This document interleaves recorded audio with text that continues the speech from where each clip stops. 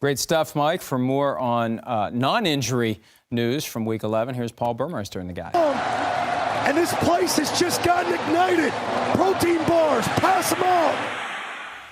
Protein bars apparently keeping Rob Gronkowski healthy this year. No injuries so far. Here with Mike Ryan, NBC sports medicine analyst and former NFL athletic trainer. A name that is on the injury list that we typically don't see, Broncos quarterback Peyton Manning. Thigh injury, but somehow connected to this illness that he had. How does an illness lead to a muscle injury? Well, he had a flu-like symptom, so he's thrown up, losing a lot of fluid. I think coming from a cold, dry environment at altitude in Denver, kind of a perfect storm, if you will. And he got into this game, and it sounds like he had a muscle strain because of that dehydration.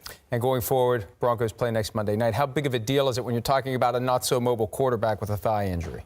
He has the best position in the field, if you think about it, as far as him protecting what he does during the week, controlling how much running he does. But he will be at an increased risk come Monday. Even though he gets an extra day of rest, getting ready for it, he's still a risk because he did strain that muscle. It is a factor, even if he isn't the most mobile of quarterbacks in the league. Slightly more important for a running back to have two fully functioning hands. We've learned that DeMarco Murray of the Cowboys has a broken bone in his left hand, has already had surgery. What bone is it, and what kind of problems will this create for him going forward? It's a fourth metacarpal, which is the bone, the long bone that goes from the wrist, if you will, to the finger on the ring side on that left hand itself. So if you're going to break a metacarpal bone, it's one of the best because you have bones on either side. It gives it good stability. The thing with the surgery is it fixates and aligns the bone well, but the cast itself was what's really going to stabilize that bone. So the big question here is how big of a cast is he going to have? You have to protect it, so the bigger the cast, the better. But obviously the initial concern is going to be infection. So this weekend obviously is a big risk going forward.